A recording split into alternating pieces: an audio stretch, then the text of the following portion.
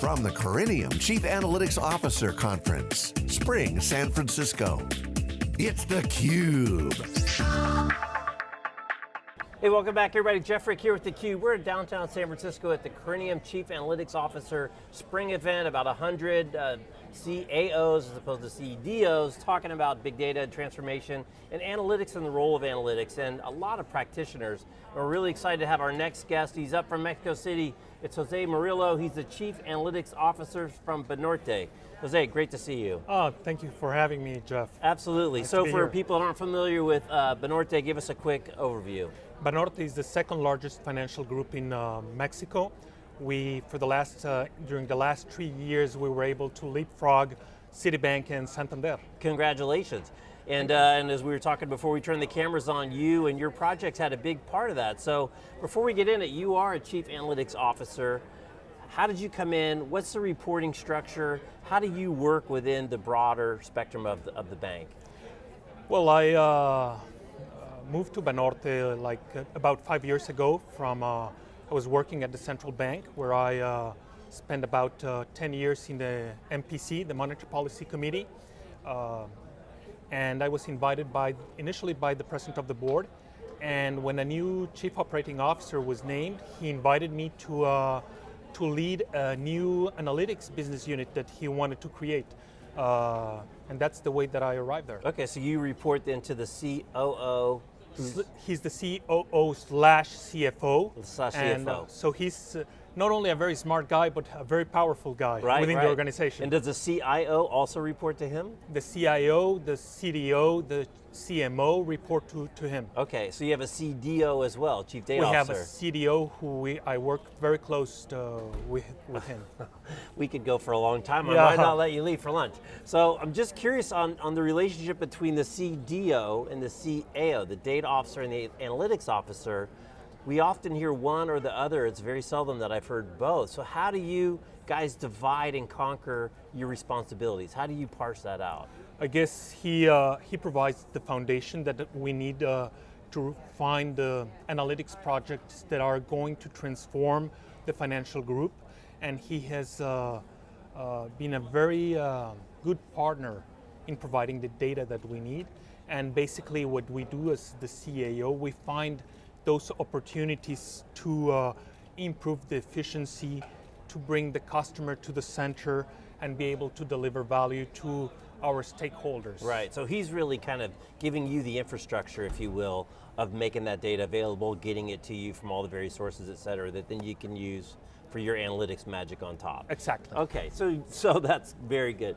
So when we sat down, you said an exciting report has come out from, I believe it was HBR, about the tremendous ROI that you guys have realized. So you tell the story better than I. What do they find in your recent article? Well, in the recent article from the Harvard Business Review is how Banorte has made its analytics business unit pay off.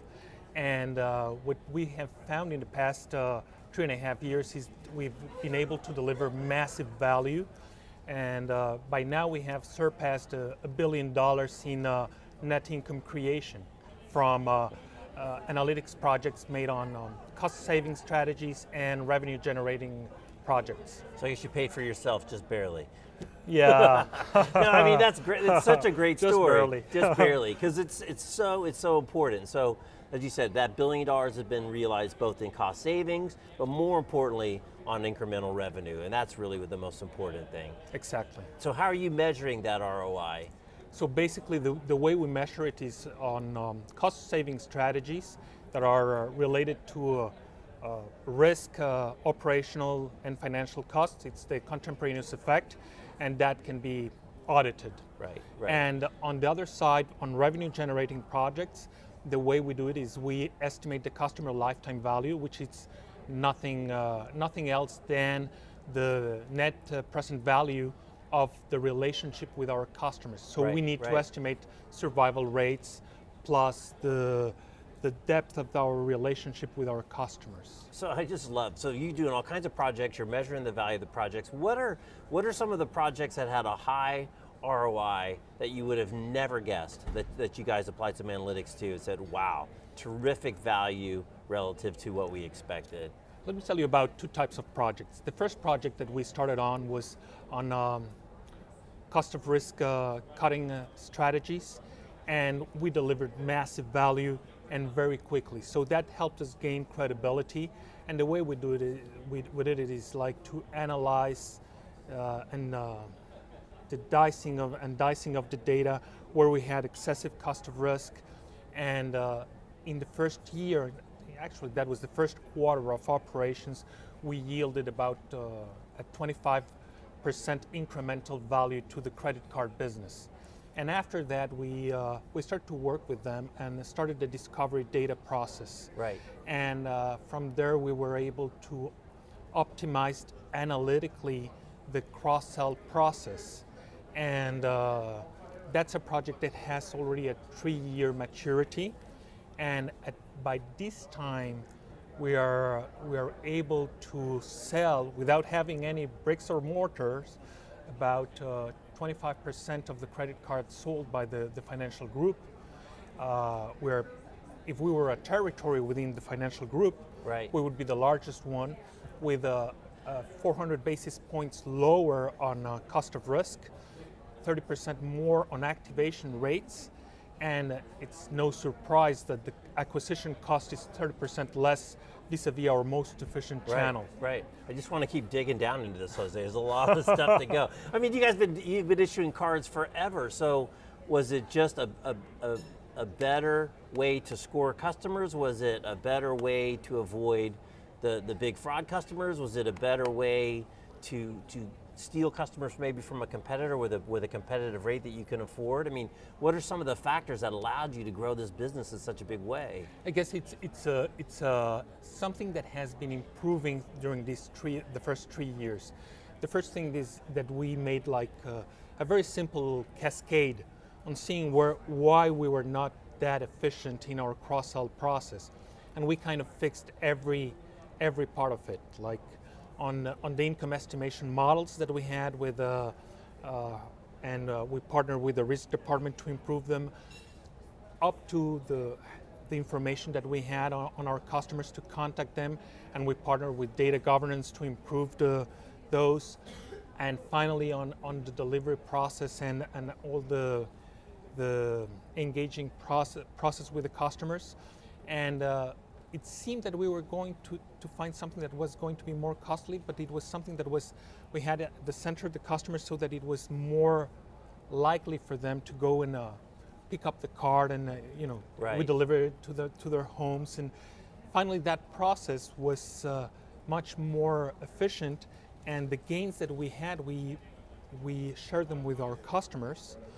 And after 3 years, we've done things with artificial intelligence to have much better scripts, so that we are better able to serve our customers.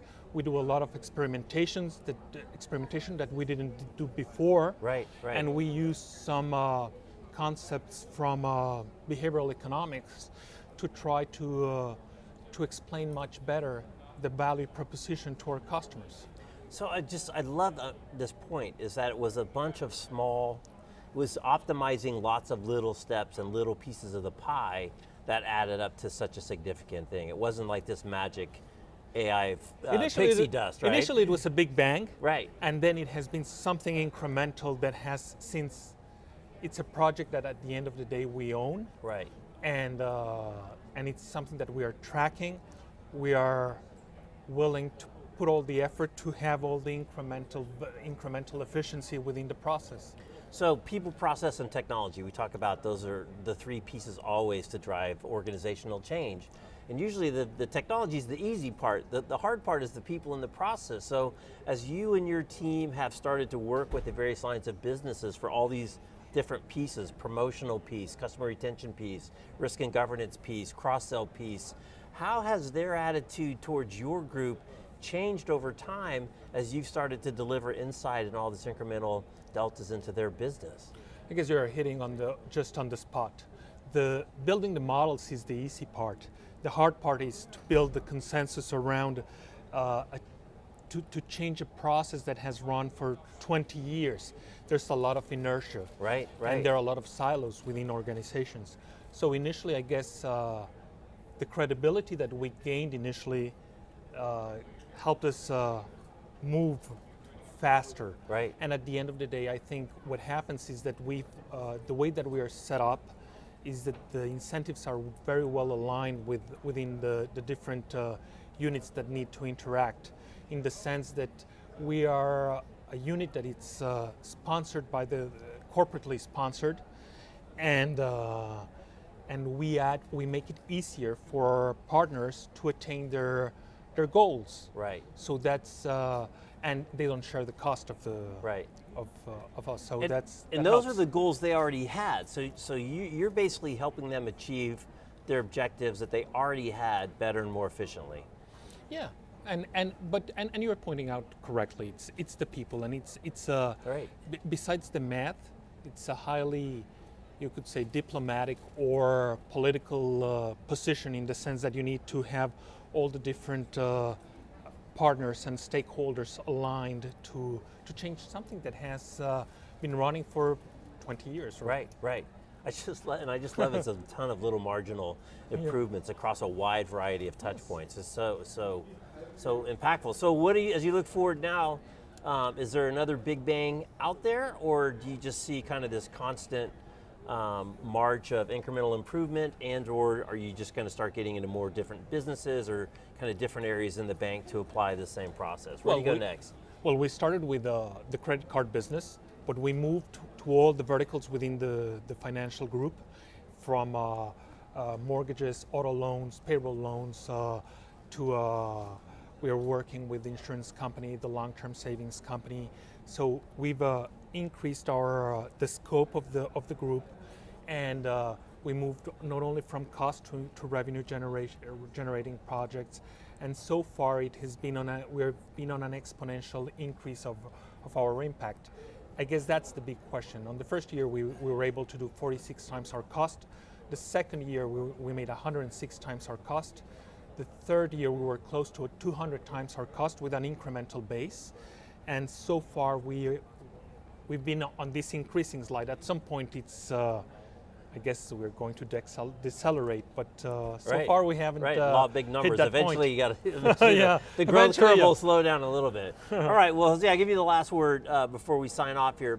Kind of tips and tricks that you would share with a peer for sitting around on a Friday afternoon on the back porch. You know, as you've gone through this journey, 3.5 years, and really sold you and your vision into the company. What would you share with a peer that's kind of starting this journey, or starting to run into some of the early hurdles to get past? I guess there are two things that I could share, and once you have built a group like this, and you have already the incentives aligned, and you have support from the top, in the sense that they know that there's no other way if they want really to compete and be successful, and suppose that you have all these preconditions set up, and suddenly you have a bunch of really smart people that are coming to a company, and so you need to focus on ROI, high ROI projects. It's very easy to get distracted on non-impactful projects. And I guess the most important thing is that you have to learn to say no to a lot of things. Speaking my language, I love it. Learn to say no. It's the most important thing you'll ever learn. Yes. All right. Well, Jose, thanks for spending a few minutes, and congratulations on all your success. What a great story. Thank you for having me, Jeff. Absolutely. He's Jose. I'm Jeff. You're watching theCUBE from the Corinium Chief Analytics Officer Summit in downtown San Francisco.